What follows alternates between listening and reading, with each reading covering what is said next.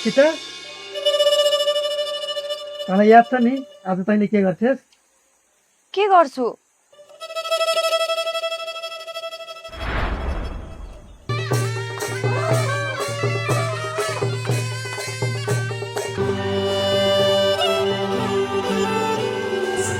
दर्शकबिन हजुरहरूलाई सीता सिरियल मन पर्छ भने हाम्रो नयाँ च्यानललाई सब्स्क्राइब गरेर हाम्रो च्यानलमा जोडिनु होला।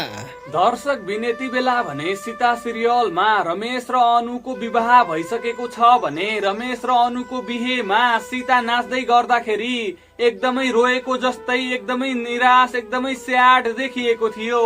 आखिर सीता किन निराश भएको होलिन् त?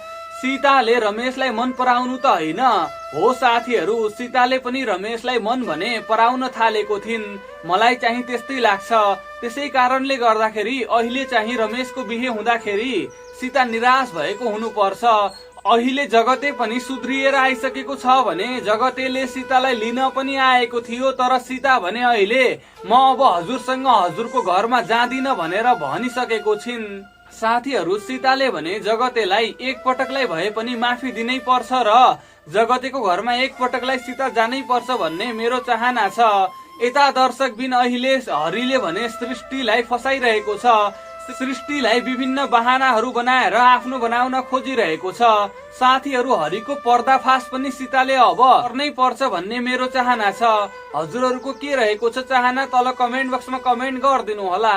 त्यसै गरी हजुरहरू हाम्रो च्यानलमा नयाँ हुनुहुन्छ भने च्यानललाई पनि सब्स्क्राइब गरिदिनु होला।